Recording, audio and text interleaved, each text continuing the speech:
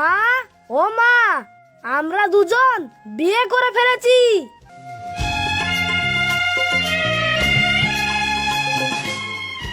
তোর সঙ্গে এই মেয়েটাকে? মা, আমরা দুজন বিয়ে করেছি। কি? আমাকে না জানিয়ে তোরা বিয়ে করে ফেলেছিস?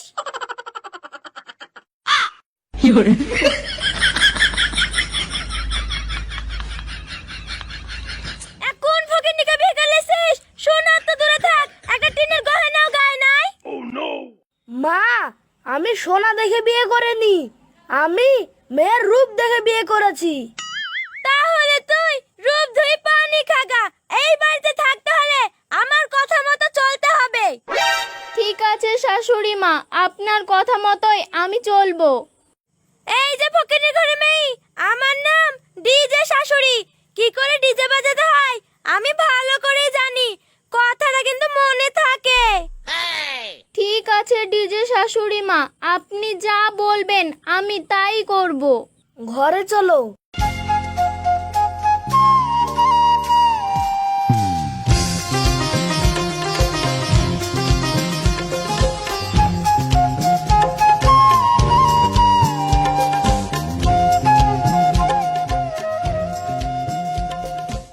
ফকিন্নির বেটি এখনো ঘুম থেকে ওঠেনি? মামি, এগুলা কোনটা রাখবো? ওখানে রাখ। এই ফকিন্নির বেটি, বেলা 10টা বেজে গেল, এখনো ঘুম পাড়ছিস? বাড়ির কাজকামগুলো কে করবে? শাশুড়ি মা, আমার শরীরটা না খুব খারাপ। কাজ করে ভয়ে কলা দেখাচ্ছিস? উঠ আগে। ডিজে শাশুড়ি মা, আপনি আমাকে ছেড়ে দেন, আমি সব কাজ করে দেব। কথাটা যেন মনে থাকে, তাড়াতাড়ি উঠে ঝাড় দেগা। নতুন বউ এমন দিকে শাশুড়ি পাইছে, বর জীবনটাই শেষ হয়ে গেল। মামি, বাড়ি আনো।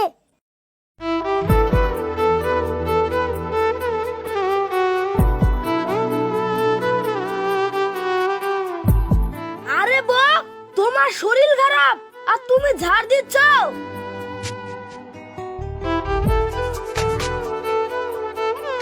এখানে বসো।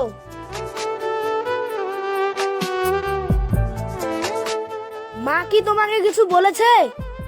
না না, শাশুড়ি মা কিছু বলেনি। তোমার জন্য ফল ফুকারি নিয়ে আসলাম। তোমার শরীর খারাপ, কাজ করছো কেন? যাও ঘরে গিয়ে ফল ফুকারি খাও গা। থাম, তোর ফল খাওয়া আমি বের করছি। বউ, তুমি থাকো, আমার দোকানের দেরি হয়ে গেল, আমি আসছি।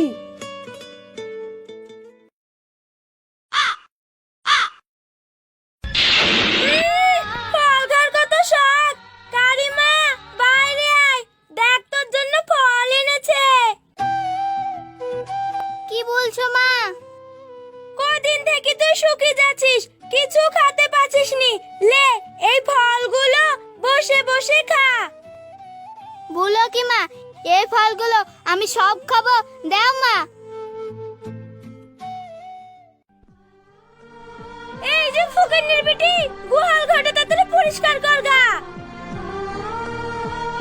ঠিক আছে, যাচ্ছি মা।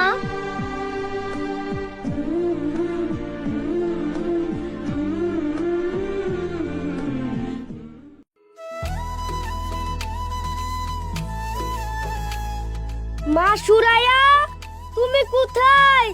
তোমার জন্য কাঁঠাল নিয়ে আসনু, লাও ধরো।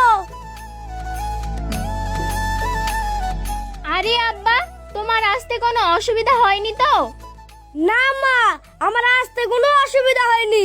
তোমার জন্য বাড়ির গাছের একটা কাঁঠাল আর কটা পেঁয়াজ নিয়ে আসনু, লাও ধরো।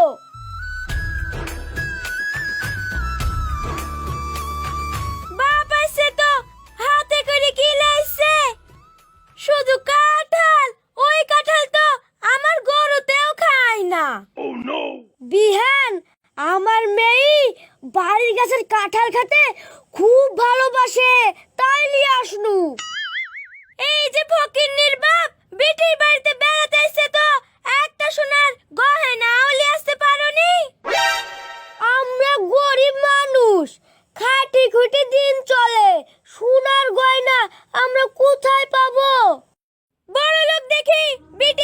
দিতে পেরেছিস আর গয়না দিতে পারবি নি?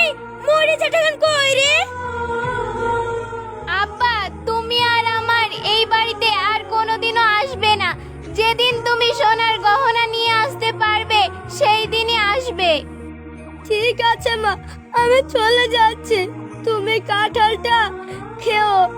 থাম, তোর এই কাঁঠাল কেউ খাবে না। তুই কাঁঠাল সঙ্গে করে নিয়ে চলে যা। ঠিক আছে, চলে যাচ্ছি।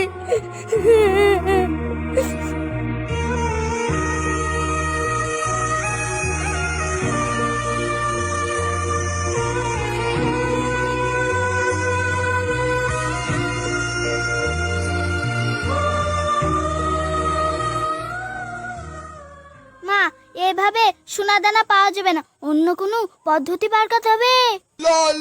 তুই ঠিকই বলেছিস, এরকম ভাবে পাওয়া যাবে না, অন্য কোনো ব্যবস্থা করতেই হবে। আমার কথাটা ভালো করে শোন।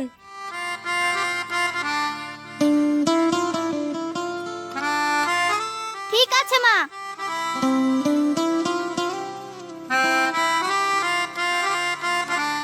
বৌমা, ও বৌমা, তোমার শরীরটা খুব খারাপ, এই দুধটা তুমি খেয়ে নাও। মা, ওখানে রেখে দেন, পরে খেয়ে নেব। বৌমা, মনে করে দুধটা খেয়ে নিবে, ভুলে যেও না কিন্তু।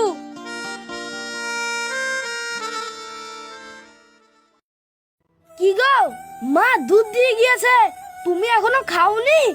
খেয়ে নাও। দুধ খেতে ভালো লাগছে না, তুমি খেয়ে নাও। ঠিক আছে, আমি খেয়ে নিচ্ছি। এতক্ষণে মনে হয় বৌমা দুধটা খেয়ে নিয়েছে। অনেক ঘুম আসছে, শুয়ে পড়ি।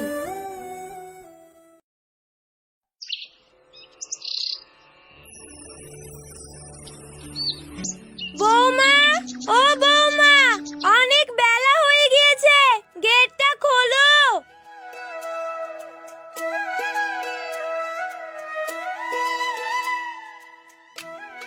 কি বলছেন মা? তুমি তুমি দুধ খাওনি? না মা, আমি দুধ খাইনি, আপনার ছেলে খেয়েছে। আমার ছেলে দুধ খাইছে? কই দেখি। বেটা, ও বেটা, চোখ খোল সোনা, তোর কি হয়েছে? চোখ খোল, চোখ খোল। তোমার কি হয়েছে?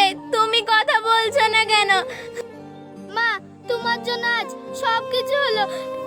আমি যদি দুধে বিষ না দিতাম তাহলে আমার ছেলের এরকম হতো না। বৌমাকে মারতে গিয়ে আমি আমার নিজের ছেলেকেই মেরে ফেললাম। মা হয়ে নিজের ছেলেকেই মেরে ফেললেন। মা সুরাইয়া, জামার জন্য একটা সোনার আংটি নিয়ে এসেছি, বাইরে আসো।